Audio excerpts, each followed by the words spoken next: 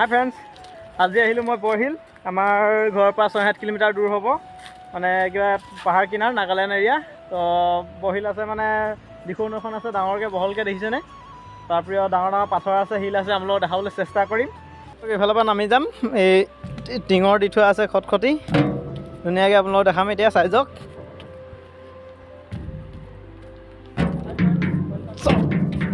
কি সুন্দৰ জেগা চাওক, একদম খটখটি দেখিছেনে। এয়া চাওক,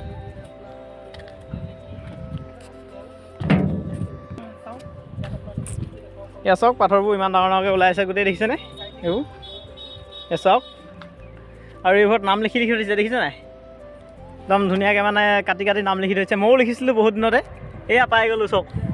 ৱাও, ভাল লাগিলে। ইমান দিনৰ মই যে নামটো আকৌ পাম বুলি ভবাই নাছিলোঁ। মই ভাবিছোঁ কিবা এৰ খাই গ'ল, কোনোবাই ভাঙি দিলে বা বেলেগকৈ লিখিলে, বা এইটো মানে ফিল আপ হৈ গ'ল বুলি ভাবিলোঁ। কিন্তু আজি চাওক কি ধুনীয়াকৈ নামটো একেবাৰে মানে আৰু ডিপু বুলিকৈ লিখা আছে, এতিয়াও একো হোৱা নাই।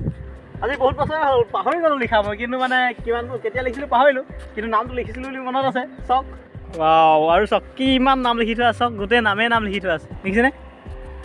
এইবোৰ গোটেই নাম লিখি থৈছে, গোটেই পাথৰটোৱে নাম কৰি দিলে, দেখিলেনে। প্ৰদীপ গঞ্জু লিখা আছে ইয়াত, প্ৰদীপে লিখি থৈ গৈছিলে। এয়া চাওক, আজি মই গজাল এটা লৈ আহিছোঁ আৰু পাথৰেদি নামটো লিখিম ধুনীয়াকৈ। এইটো থাকি যাব, ডিপু বুলিকৈ লিখি থৈ যাম, আপোনালোকে চাওক। আৰু যদি কেতিয়াবা আহোঁ ভিডিঅ' বনাম, তেতিয়া আপোনালোকক দেখাম ধুনীয়াকৈ। ইয়াত মোৰ নামটো ইয়াতে থাকিব। ফাইনেলি চাওক, মোৰ নামটো লিখা হৈ গ'ল। এইডোখৰ খালি খাই থাকিলে অলপমান ইউটিউবত, একো নাই, এইডোখৰ থাকি যাব এনেকৈ। এইফালে চাওক দিখৌ নৈ, এই পাৰটো আমাৰ দিখৌ নদী, এইফালৰটো হ'ল আপোনাৰ আছাম, আৰু নদী ইপাৰটো হ'ল আপোনাৰ নাগালেণ্ড। এই নৈখনে আৰু মানে বৰ্ডাৰ আৰু ইপাৰ দেখিছেনে। সেইফালে গোটেই মানে পাথৰ খান্দিছে, শিল নিছে কেঁচাৰলৈ। এইবোৰ চাওক, ডাম্পাৰ লাগি আছে, JCB ফকলেং লাগি আছে, এই দেখিছেনে, গোটেই একদম খান্দি খান্দি নি আছে শিল। এয়া চাওক, বৰহিলৰ বিষয়ে এটা জানিবলগীয়া কথা হ'ল, মানে ইম্পৰ্টেণ্ট কথা, আমাৰ গদাধৰ ৰজা তাহানিতে এইখিনিতে বহি, মানে কোনোবাখিনিতে বহি লৈ, মানে আঁঠুকাৰি নে বহি নাজানো আৰু, মানে বৰশী বাইছিলে, এই দিখৌ নৈত বৰশী বাইছিলে। তো ইয়াতে মানে তেওঁৰ ভৰি চিহ্ন আছিলে, কৈছে খোজৰ। এতিয়া একজেক্টলি নাজানো, হয়তো এইটো হ'ব পাৰে, খোজৰ টুকুৰতে লাগিছে দেখিবলৈ, দেখিছেনে, খোজ এটাৰ আগতে লাগিছে। হয়তো এইফালেও কিবা এটা হ'ব পাৰে, একজেক্টলি নাজানো কোনখিনিতে দিছিলে, মানে বৰশী বাইছিলে ইয়াৰ পৰা আহোঁ তাত। এইটো জানিবলগীয়া কথা, ময়ো নাজানিছিলোঁ, পিছত গম পাইছোঁ। চাওক, পাথৰ ওলোৱা জেগাডোখৰ আহি পাই গ'লোঁ, গোটেই পাথৰ হৈ আছে, দেখিছেনে। এয়া চাওক, গোটেই পাথৰ ওলাই আছে, একদম বহলকৈ ওলাই আছে, পানী শুকালে যে। এতিয়া বাৰিষাত চব লুকাই যায়, আপোনাৰ খৰালি হ'ল কাৰণে শুকাই আছে, দেখিছেনে, গোটেই পাথৰ। আৰু এইফালে চাওক ডাম্পাৰ চলিছে, পূৰা শিলগুটি নি আছে, এই দেখিছেনে। তো আহিছে বৰহিল চাবলৈ মানুহ দুজনমান আহিছে, দেখিছেনে। এতিয়া একেবাৰে নাহে, মানে আপোনাৰ এই জানুৱাৰী ছিজনতে আহে আৰু পিকনিক সময়ত। এয়া চাওক গোটেই পাথৰ কেনেকৈ ওলাইছে, দেখিনে, এইবোৰ চাওক পাথৰ গোটেই সুন্দৰ পিকনিক।